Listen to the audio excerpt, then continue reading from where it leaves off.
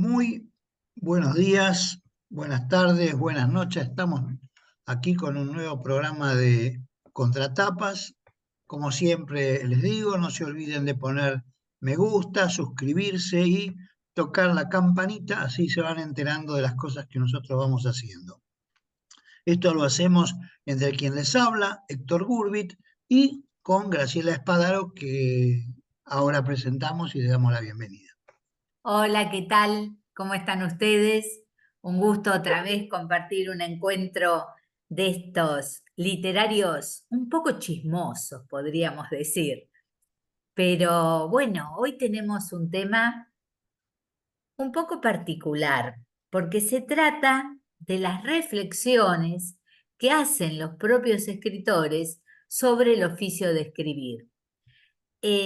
No es fácil que se dediquen a dar muchas explicaciones, pero algunos de ellos han sido tan específicos que hasta han escrito decálogos y dodecágolos. Sí, y libros, hasta libros enteros, Sí, y sí, sí, tesis, yo tesis. tengo acá el de Abelardo Castillo, justamente Ser escritor, que es desde el que voy a tomar algunas referencias. Sábato, que escribió sobre el título del libro, es El escritor y sus fantasmas. O sea que también han hecho libros reflexionando acerca del escribir. Y Y Ricardo otros, Piglia, que hizo las 11 tesis para escribir un cuento. qué bueno. Es muy interesante. Así que fue, Ese no lo tengo, si lo tenés, ¿me lo prestás? sí, después te lo paso, sí, te lo paso digital Dale. lo tengo. Eh, lo que pasa es que yo he observado que la mayoría trata sobre temas de cuentos, ¿no? No sé por qué hablan solo sobre cuentos. Se habla poco sobre novelas en general y un poco más también se habla de poesía hay bastante también. Bueno, y empecemos, Graciela, con nuestros elegidos. Empezamos, empezamos. No, estoy mirando la imagen y veo que me falta un pedazo y no sé por qué me está faltando un pedazo de este hombro. Ahí está, ahí aparece. No, se va. Pero el No hombro sé, lo tenés, es decir, no. lo tengo, pero no me lo ven. Acá tengo un hombro, pero no sé por qué se corta la imagen. Bueno, Sí, no sé. voy a hablar de Horacio Silvestre Quiroga Forteza, el famoso uruguayo que nació el 31 de diciembre de 1878 y falleció en Buenos Aires en 1937. Fue un cuentista, dramaturgo y poeta, y además es considerado uno de los maestros del cuento latinoamericano, de prosa vívida, naturalista y modernista. Sus relatos breves, que a menudo retratan a la naturaleza como enemiga del ser humano, bajo rasgos casi diríamos temibles y horrorosos, le valieron ser comparado con el estadounidense Edgar Allan Poe. La vida de Quiroga fue marcada por la tragedia, los accidentes de caza y los suicidios, y terminó, por decisión propia, cuando bebió un vaso de cianuro en el Hospital de Clínicas de la ciudad de Buenos Aires a los 58 años de edad, tras enterarse que padecía un cáncer de próstata. El Decálogo del Perfecto Cuentista es un ensayo que publicó por primera vez la revista bonaerense Babel en julio de 1927. Se trata de uno de los textos teóricos de Quiroga más conocidos, en el que presenta a modo de decálogo, decía yo, una serie de instrucciones destinada a jóvenes escritores. Así que las voy a ir diciendo y si querés hacer algún comentario, me interrumpís. No, Primero, gracias. cree en un maestro.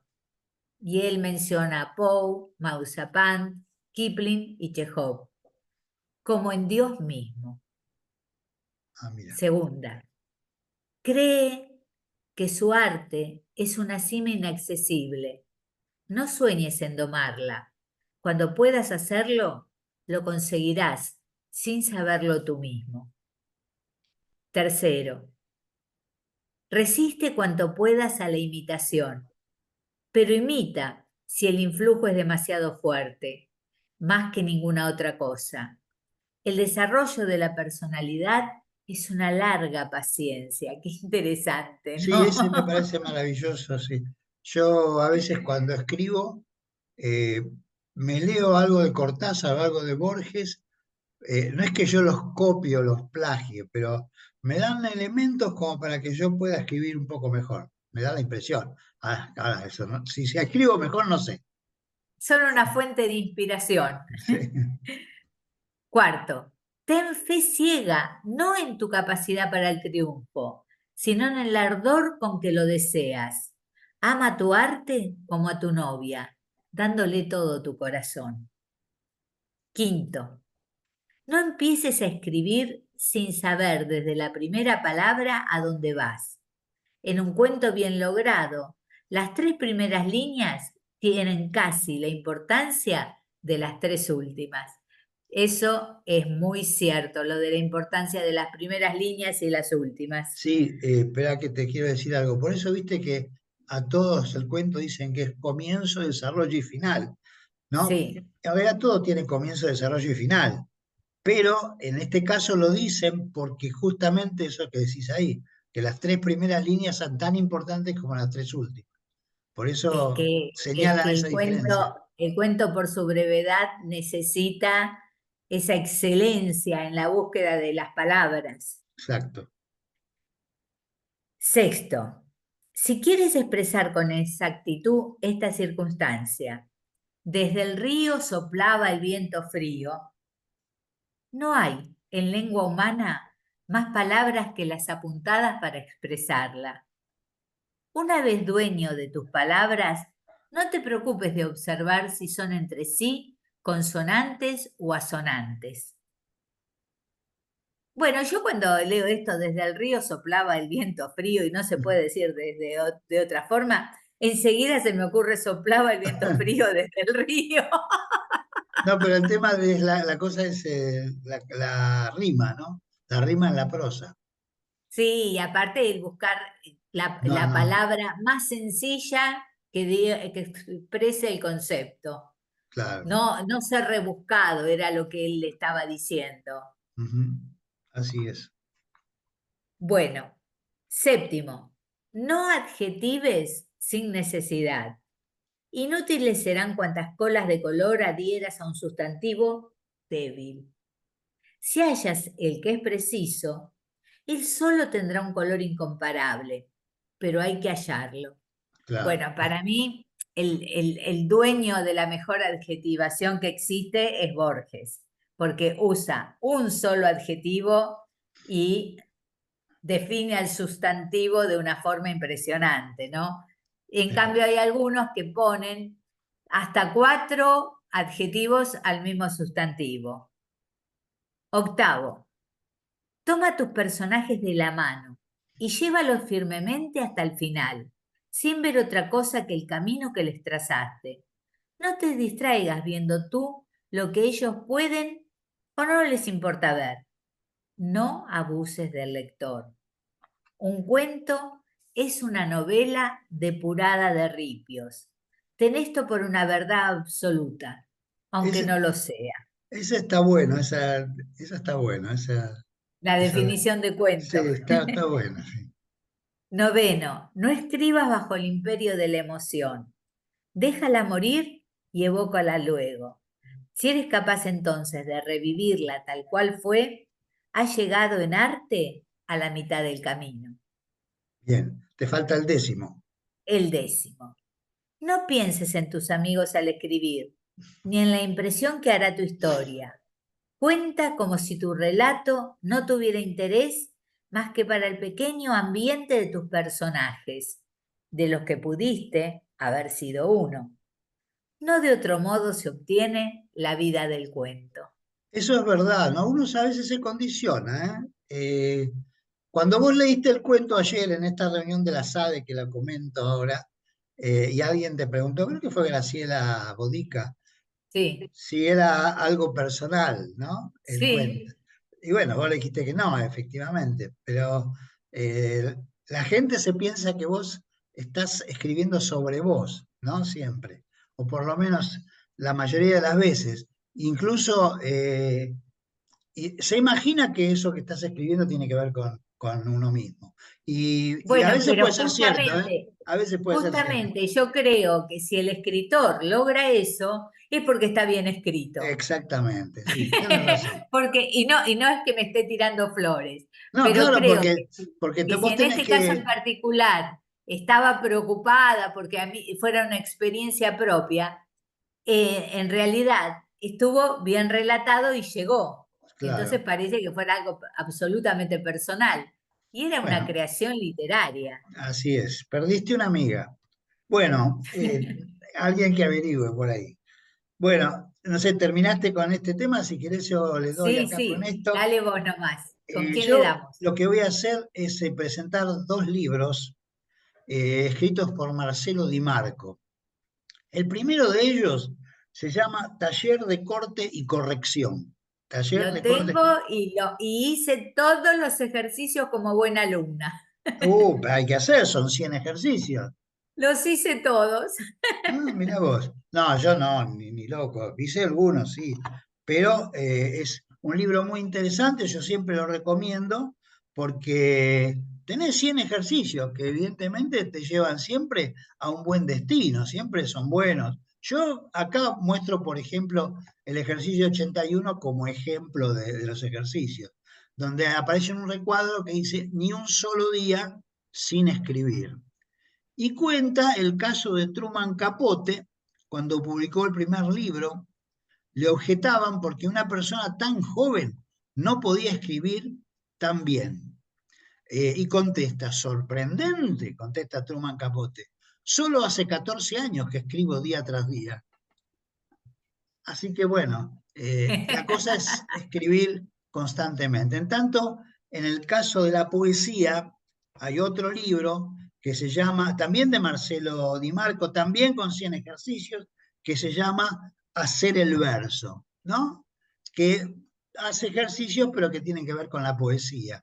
La verdad que son dos libros maravillosos que además dan muchos elementos para quien quiera tener un taller literario o coordinar un taller literario. O para sí mismo, obviamente. Además de que estos textos se pueden trabajar en el taller literario. Sí, sí, sí, son muy buenos. O uno puede hacer un taller literario por su cuenta, autodidacta, haciendo lo de los libros, con Claro, otro compañero con el que confrontás las respuestas. así es. Pero yo voy a presentar un tercer libro que se llama Morfología del Cuento, que es de Vladimir Prop. Es un ruso, ¿no? Este lo comento porque es un libro dedicado al cuento maravilloso. Es decir, no se dedica a cualquier cuento. Es un libro que tiene unas 300 páginas dedicadas todas al cuento maravilloso, que tiene su lógica. Yo he leído el que esto, pero es complejo, no lo recomiendo en el sentido de que es muy tortuoso, tiene hasta fórmulas matemáticas para definir ciertas cuestiones, digamos, que tienen que ver con el cuento, ¿no? Bueno, nada, esos son los tres libros de los que quiero comentar. El Morfología del Cuento de Vladimir Prop, el que lo quiera leer, por supuesto que lo lea, ¿no? Pero es muy tortuoso, es bastante complicado de leer. Y bueno, y el cuento maravilloso se distingue efectivamente de otros cuentos, ¿no? De otro tipo de cuentos. Bueno, vos has visto, has leído a este muchacho que hacía magia, ¿cómo se llama? Harry Potter. Sí, sí, excelente. Bueno, Quizás J.K. tenga toda una Rowling para lógica y mí, quizás tenga toda una lógica de trabajo, sí, que no es sí, solamente escribir y escribir y escribir, sino preparar no, todo. pero fíjate que Harry Potter es una obra de 7 tomos en la cual, desde lo que se dice en el primer libro hasta el punto final, todo cierra, todo cierra. No se le escapó nada, estaba perfectamente concebido, porque la autora no escribió un libro y después escribió otro. Cuando empezó a escribir, tenía dibujos de los animales fantásticos que iban a aparecer en el cuarto libro. Ella ya tenía toda la obra en su cabeza. Claro, claro, sí. Es maravilloso. Seguramente es así porque de otro modo, dice Vladimir Prop, de otro modo no se podría escribir un cuento maravilloso. Así que Sí. eh, bueno, esto es lo que yo ofrezco por ahora. Seguimos con algo tuyo y tengo, por supuesto, Bueno, acá una extra de cosas a decir. bueno, calmate. Si no entra todo hoy, hacemos otro programa. Vamos despacito. Yo sigo con otro de mis cuentistas favoritos, porque Horacio Quiroga, que mencioné antes, es uno de mis cuentistas favoritos. Otro es Abelardo Castillo, que nació en el 1935 y falleció en 2017. Dejó un legado importante en la literatura latinoamericana. Nació y murió en Buenos Aires y durante su carrera literaria demostró su habilidad en diferentes géneros, convirtiéndose en uno de los maestros del cuento de la región. Además de su labor como escritor, Castillo también dirigió 13 revistas literarias: El Grillo de Papel, El Escarabajo de Oro y El Ornitorrinco, las cuales contribuyeron a revitalizar la escena literaria argentina durante los años 60. Bueno, él tiene este libro, Ser Escritor, que es buenísimo. Yo lo recomiendo para que lo lean. Y voy a leer nada más que el capítulo Las bambalinas del escritor. Dice: no hay escritor que en los días inmodestos de sus primeros versos no imagine la edición de sus obras completas. Vasta colección en papel Biblia que lo salvará de la muerte y el olvido. También suele prever su biografía, poblada de mujeres, escándalos, críticos, estúpidos y anécdotas wildeanas. Uno tiene 20 años y no lo desanima el hecho de que para que sucedan estas cosas deba todavía vivir, escribir y sobre todo morirse. Cuando se llega a mi edad, ciertas fantasías empiezan a materializarse, pero resultan muy inferiores a su original platónico. Un autor que ha publicado 2 novelas, algunas obras de teatro, unos 50 cuentos, un centenar de notas y pequeños ensayos, debería poder referirse a su oficio sin parecer apresurado o megalómano. Pero exactamente en este punto empieza mi problema. A los 62 años tengo tan pocas certezas sobre la literatura como cuando era adolescente, cosa que me parece fantástica que lo diga así. No sé nada acerca de qué es, ni por qué se hace, ni cómo se hace un poema, una novela o una obra de teatro. Cuando quiero impresionarme a mí mismo, simulo poseer una teoría sobre el cuento. Es la misma que inventó Poe, que repitieron Quiroga y Mazapán, que puso en práctica Chekhov. Una especie de decálogo personal, que puede enunciarse así. Si usted imagina que 200 páginas son un trabajo literario más serio que 10, nunca escribirá un buen cuento, ni siquiera uno malo, quizá tampoco una novela. Si empieza a escribir sin saber a dónde va, tal vez tenga suerte y consiga vender eso como literatura de vanguardia. Si sabe a dónde va, el día menos pensado, escribirá un cuento. Si ve que un señor se cae en la calle y se pregunta qué hará cuando se levante, puede que usted sea novelista o incluso filósofo. Un cuentista solo piensa, ¿por qué se cayó? Si cree que el célebre texto de Monterroso sobre el dinosaurio es un cuento, usted debe leer la crítica a Nathaniel Hawthorne de Poe, o en su defecto, la filosofía de la composición, en lo referido a la brevedad indebida. Y si en vez de dinosaurio su memoria se empecina en leer, cuando se despertó el unicornio todavía estaba allí, usted habrá mejorado mucho la imagen de Monterroso.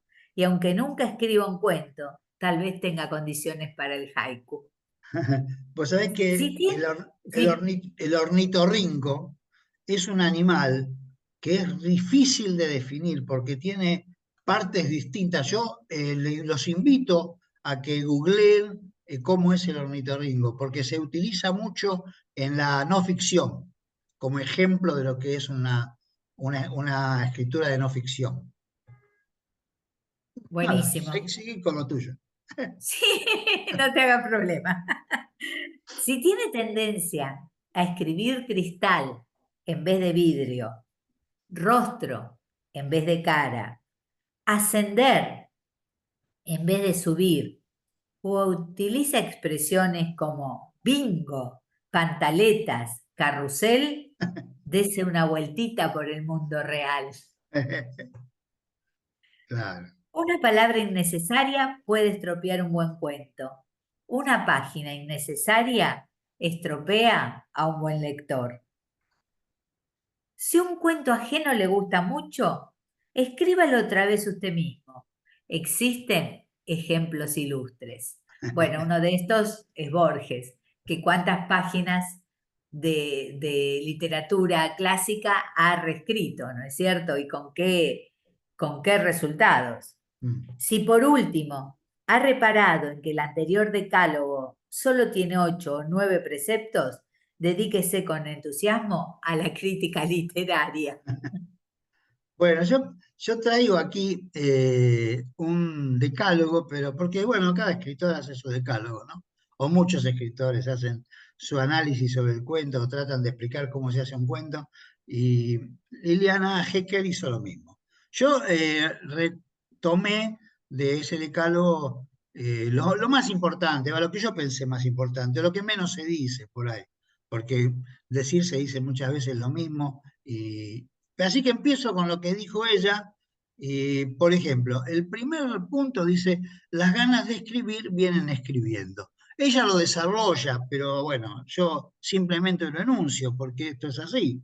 Si vos escribís, escribís, escribís y todos los días escribís, seguramente vas a terminar escribiendo mejor. No sé si vas a ser extraordinario, pero seguramente vas a escribir mejor. No es Claro, es bueno. mejor comparado con tu propia obra. Claro, y mejor en el sentido de que por lo menos no cometas errores gruesos, gramaticales o ortográficos, qué sé yo, por lo menos en la construcción de las oraciones. Es bueno leer todos estos decálogos, por lo menos te limitan en ciertas cosas que no se deben hacer, más que en las que se hace, ¿no? El punto 2 dice, no es bueno escribir un cuento si no se conoce cómo termina. Bueno, este yo lo puse porque después voy a hablar sobre el último y cómo en realidad contradice a todos los anteriores. Pero ese es un tema personal. Dice, no es bueno escribir un cuento si no se conoce cómo termina. En fin. Bueno, yo te voy a contar una experiencia personal. Yo a veces parto de la idea central. A veces de una imagen que me sirve como disparador al principio.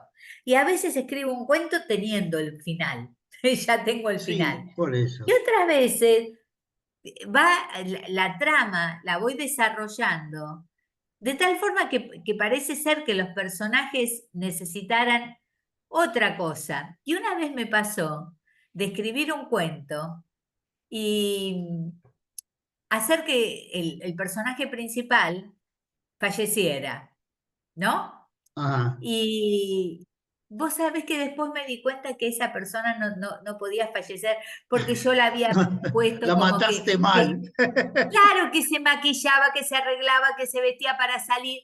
No estaba deprimida para suicidarse, no sé por qué la quería matar y no la maté.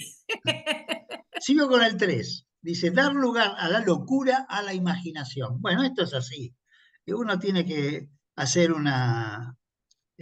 volar la imaginación también para ver que las cosas sucedan. Cuarto, no hay que tener miedo a expresar sentimientos, que es un poco lo que decía ¿no? Horacio Quiroga, ¿no? Quiroga, Eso, Horacio Quiroga. sí. Después dice, la palabra justa viene por sí misma. Eh, bueno, eso, ella dice eso como si hubiera una palabra para cada lugar. Por ahí no tanto, pero está bien. Bueno, pero en las distintas correcciones que uno hace de los textos que escribe, va mejorando esa palabra que no redondea la idea. Exactamente. Ah, después vamos a hablar sobre Chekhov, que decía otra cosa. Dice después, no existen sinónimos ni equivalencias. Bueno, esto es lo que decías vos hace un rato, que no es lo mismo decir rostro, cara que jeta, por decir algo. Todo depende del contexto en el que estás hablando, ¿no? Claro. Así que bueno, está bien. La primera versión de un texto es un mal necesario, ¿no? Esto, así dice ella. Y después dice, ni la velocidad ni la espontaneidad son valores para escribir. No es cuestión de ser rápido, de ser espontáneo o ser veloz. Y ahora le digo el último, ¿no? El último de sus conceptos. No hay reglas universales para escribir un cuento.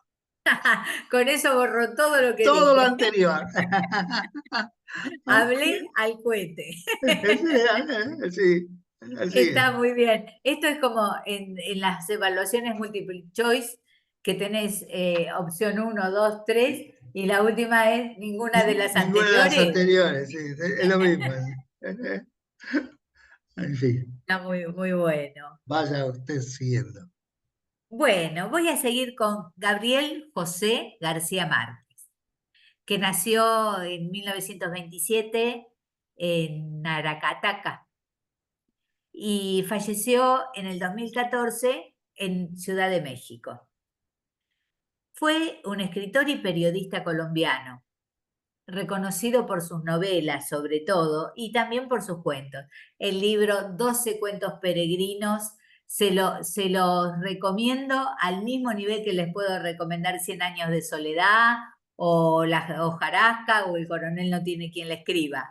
Pero Y es El amor en los tiempos de 12, cólera es una maravilla. Para mí ese sí. libro es extraordinario. Bueno, cada uno, viste, tiene sus Sí, es predilectos. su predilecto, sí. Bueno, es reconocido justamente entonces por sus novelas y sus cuentos, pero también escribió narrativa de no ficción, discursos, es muy importante todo lo que él dice en sus reportajes y hizo críticas cinematográficas y además escribió sus memorias. En 1982 recibió el Premio Nobel de Literatura y con un concepto por sus novelas e historias cortas en la que lo fantástico y lo real se combinan en un mundo ricamente compuesto de la imaginación, lo que refleja la vida y los conflictos de un continente.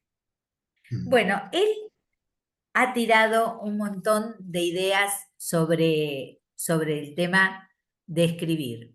Yo voy a decir la mitad, te doy paso a vos y después sigo para no aburrir tanto. Primero, el parto de escribir. Lo que quiero contar lo hago escrito, solito en mi cuarto y con mucho trabajo. Es un trabajo angustioso, pero sensacional. Vencer el problema de la escritura es tan emocionante y alegra tanto que vale la pena todo el trabajo. Es como un parto. Segundo, el cuento que merece ser contado.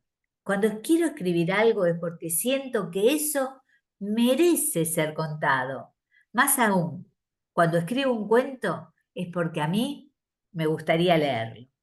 Qué interesante eso, Esa ¿no? está bien, sí. De que después vos leas tu obra y digas, a mí me hubiera gustado esto leerlo, ¿no? Que Es uno a veces se importante, critica tanto. no, a veces, a mí a veces me gusta leer lo que escribí y otras no me gusta nada lo que escribí, pero hay veces que me gusta y me leo a mí mismo, Y sí, también para crecer con la propia escritura, ¿no? claro. Aprender leyendo. La literatura no se aprende en la universidad, sino leyendo y leyendo a los otros escritores. Sí, es verdad. Eso, Y hay que escribir, el que quiere escribir y lee, cuando lee tiene que leer con otro criterio de lectura. No es el mismo que se entretiene leyendo, que por supuesto está muy bien, ¿no? Hay gente que no tiene por qué ser escritor el que lee, y se lee porque es su costumbre, su necesidad, su querer. Pero el que es escritor tiene que leer tratando de desmenuzar de qué manera está haciendo esa escritura el autor, ¿no? Yo digo, me parece a mí, es una de las Sí, pero también el está en mi lector, decálogo eso. en tu decálogo, pero también el lector, con las reiteradas lecturas de distintos autores, mejora su calidad de lector. Por supuesto, Se hace exactamente. más agudo, empieza como a presentir qué va a ocurrir en la trama antes de que suceda, más adivinatorio. Bueno, yo te doy lugar a vos y después Dale, yo tengo aquí sigo o lo dejo para la próxima. a Chekhov, que Gorky le pregunta en una carta, en ese momento Chekhov tenía 38 años y Gorky tenía 32, como para imaginarnos en qué edades estamos hablando, ¿no? Gorky le pregunta, ¿cuál es su opinión sobre mis cuentos? Y Chekhov le contesta, un talento indudable, un verdadero y gran talento, pero usted no tiene contención.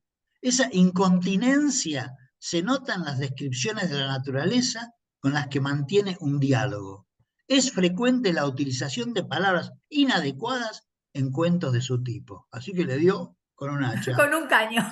Le dio con un caño. Pero bueno, si el otro pudo asimilar, dejó el ego de lado y asimiló un poco la crítica, es una crítica constructiva. Bien. Y a Dmitri Grigorovich, que era otro escritor, dice, no recuerdo un solo cuento mío en el que haya trabajado más de un día. El cazador que a usted le gusta lo escribí en una casa de baños. He escrito mis cuentos como los reporteros que informan de un incendio, mecánicamente. Así que, bueno, tenía esa Bueno, capacidad. bueno, bueno, a lo No es mejor para... estaba un poco agrandadito Está un poco ahí. agrandada. Sí, Después dice, hay muchos que dicen, hasta inclusive, que han escrito una novela en pocos días, pero yo estoy de acuerdo con Abelardo Castillo, que decía que hay que tomarse su tiempo. así es, hay que tomarse su tiempo. Después dice otras cosas, pero como estamos medio en el límite, te dejo que termines con tu autor. No, Y no, no, no, seguí vos porque me queda mucho bueno, de de García Chejo Márquez. dice, lo he visto todo, no obstante, ahora no se trata de lo que he visto, sino de cómo lo he visto. Cuando escribo confío plenamente en que el lector añadirá para su cuenta los elementos subjetivos que le faltan al cuento. Bueno, esto son dos cosas de las que siempre se habla, que lo importante no es el qué, sino el cómo se cuenta, cómo se relata, si podés enganchar o no al lector. Así Y es. siempre estamos con que es el lector el que redondea la historia para un lado o para otro, según su versión personal. A mí me ha pasado de ir a dar algunas charlas sobre mis libros y encontrarme con que hubo gente que se ponía a hablar y me decía, por ejemplo, sí, porque tal personaje era rubio, delgado, qué sé yo, y yo no lo había descrito de esa forma, Sí, sí, a mí me ni de pasa lo ni- mismo. y redondearon una imagen en su cabeza con la que les iba bien ese tipo de estructura física, digamos, ¿no? Así Pero es. no es así, es el lector el que lo pone. Y bueno, y digo como último, un escritor, más que escribir, debe bordar. Él usa la palabra bordar sobre el papel, que el trabajo sea minucioso. Un día vamos a dedicar un programa a hablar de esta relación que existe entre la escritura y la costura. Ah, qué bien. Bueno, anotalo ahí Sí, en la lista que tenés vos. porque es muy interesante digamos, palabras extraídas, imágenes extraídas de la costura que se llevan a la literatura, al arte de escribir. Escúchame, Graciela, mira, falta muy poco tiempo desde mi punto de vista. Yo Sí, llamaría a este programa el número uno y el número dos será el próximo. ¿No? buenísimo. Y porque hay tanta gente que nos ha escrito que la verdad me parece que vale la pena comentarlo, ¿no? Porque, bueno, Sí. yo me siento bien cuando alguien habla sobre nosotros. Por ejemplo, Marta Beatriz López dice, muy interesante, incita a volver a leer a algunos autores. Por mi parte, les recomiendo a la nieta de Baldomero. Es excelente, Inés Fernández Moreno. Y gracias. María Fernández dice, muy interesantes todos los temas. No me pierdo ningún capítulo. Graciela 5774, así está como el nombre, he escuchado todos los capítulos, impecable, interesante y excelente narración. Felicitaciones. Graciela Bodica, que es la presidenta de Sáenz Bonaerense, dice, excelente reseña. Acá en Lanús, donde vivo, cerca de la Plaza Villa Obrera, en la calle Tucumán, hay una placa que reza, allí vivió Roberto Art. Al parecer lo hizo por poco tiempo, pero fue allí. Hablando de Estuve, los escritores y el barrio, claro, sí, en justamente. este caso están hablando de eso. Sí, no, no lo dije. Y bueno, dice también, estuve escuchando el último programa, muy interesante, por cierto, y me enteré del fallecimiento de Magdalena Marechal. No sé si Leopoldo tendría dos hijas, porque yo hace unos días, unos 10 años, iba a los encuentros que hacía María de los Ángeles Marechal en la editorial Dunque. Tal vez fueron hermanas. Después nos escribe también Norma Liliana Romero, muy interesante, me gustó mucho. También nos escribe Jorge Mensch, que nos ha hecho un escrito muy largo sobre Selva Almada, hablando de Ladrillero, que es un libro, parece muy interesante. Y bueno, yo me lo acabo de pedir, lo tengo digital, ahora lo voy a leer en su momento, porque ese de Selva Almada no lo leí. Por otro lado, Silvia García nos dice, Ladrillero es un librazo, muy buen tema, los escritores y el barrio, siempre emerge un pedazo de barrio en cada frase y en cada verso, aunque el autor no lo haya concebido con esa intención. Y también, Totalmente de acuerdo. y también nos dice Marcelo Saraceno, Ladrilleros, un librazo. Así que Así que bueno, lo vas a tener que leer, ladrilleros, y ¿no? después me lo pasas a mí. No, no, Por pero en su- digital no, a mí me gusta de papel. Y por último, les recomiendo la compositora Ana Heredia de Lomas de Zamora, está presentando su disco de canciones Para Quedarse. Este trabajo contiene 10 composiciones propias, podrá disfrutarse el domingo 21 de julio en el espacio La Conversa que queda en Boedo 809 de la capital. 21 de julio a las 20 horas. Los esperamos. Yo me bajé los 10 temas que ella propone y son la verdad que son agradables, vale la pena. Y bueno, estos son los que nos han enviado mensajes, que la verdad que está muy bien. Tenemos ya 42 suscriptores, 51 visitantes al último programa y 8 likes en el último programa. Vamos subiendo, ¿eh? De a uno, de a dos, vamos subiendo. No, no, perdóname, no vamos subiendo. No vamos a poder igualar el ranking que hicimos con el programa de los gatos. Es verdad. Bueno, Ese, vamos a hacer el de los perros, pero como estamos terminando, vamos a saludar a la audiencia y darle las gracias por haber escuchado el programa y nos despedimos hasta el próximo programa que va a ser la parte 2 de cómo se escribe. Va, bueno, cómo se escribe. gracias por acompañarnos y nos estamos viendo.